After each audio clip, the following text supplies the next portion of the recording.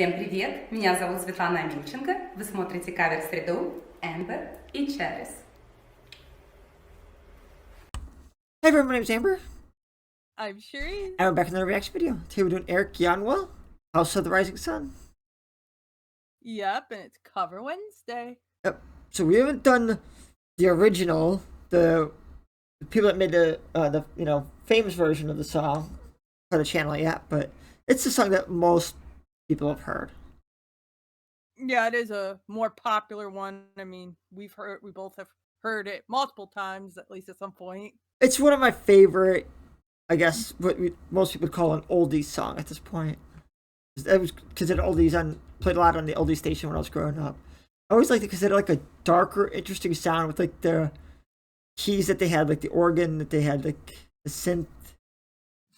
Always had interesting sounds to me. Yeah, it did have like a darker feel. So I'm curious what Erik is gonna do. Yes, because it's supposed to be an epic dark version. So Ooh, epic dark. Okay, well, let's see this then.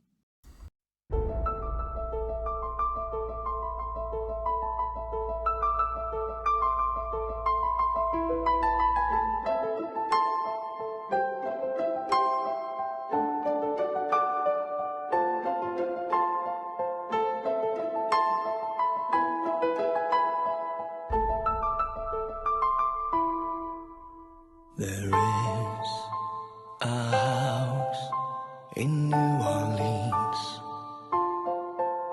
they call the Rising Sun, and it's been the ruin of many a poor boy. And God, I know I'm one.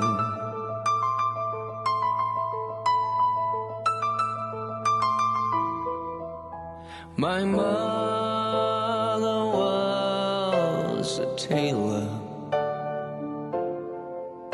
She sewed my new blue jeans. My father was a gambling man down in New Orleans.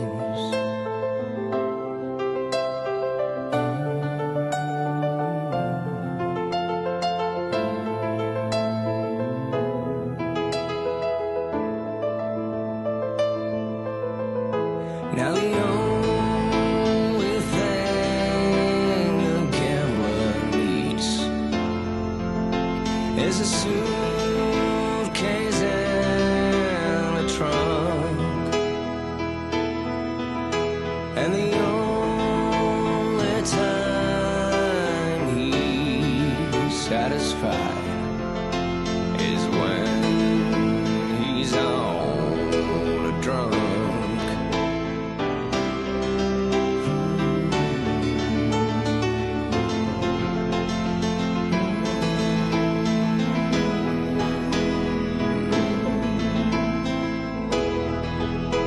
Oh, mother,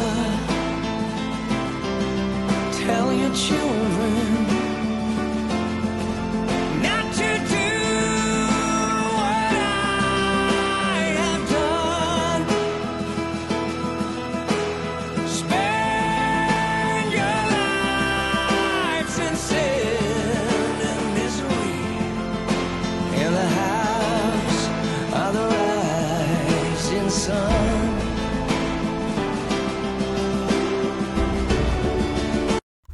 All right. Yeah, I really like his voice. He's got like a really pure sound to his voice, but it does have a dark feel to it. Definitely. At first, I was not a huge fan of the clean keys. I thought that was a very weird, interesting choice, but they've definitely grown on me. Yeah, like I was gonna say that kind of gives it like a even though like his voice is dark, like some of the key sounds kind of have are like more pretty uplifting sound.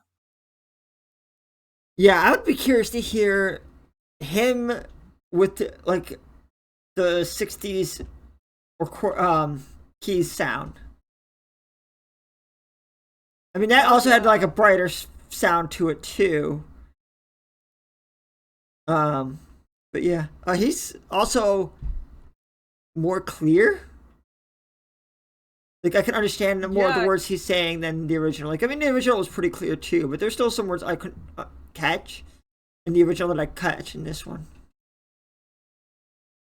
It definitely sounds like he's like articulating more. Might be, you know, help that like English was not his first language, so he doesn't like, you know, how people like tend to not really slur, because that's not the right word I'm looking for, but you know, more of a lazy way of speaking. So he might, you know, be more, as English as a second language, it's less, I guess, natural maybe to him. I'm guessing at least it's his second language, at least. Yeah. So, you know, they might speak a little more proper and enunciate a little bit more, whereas a native speaker would be a little more lazy about pronunciations.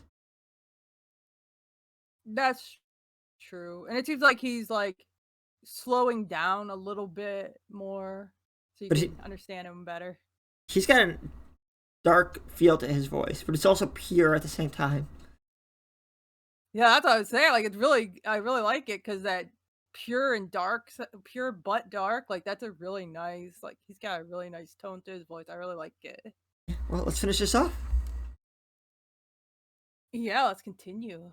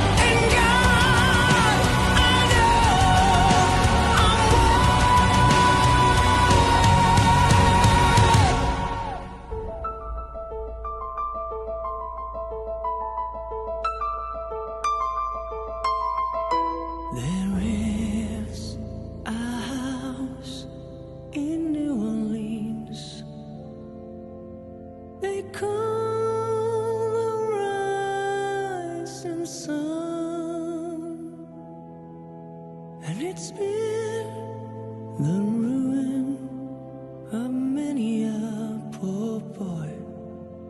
And God, I know I'm one. God, I know I'm one.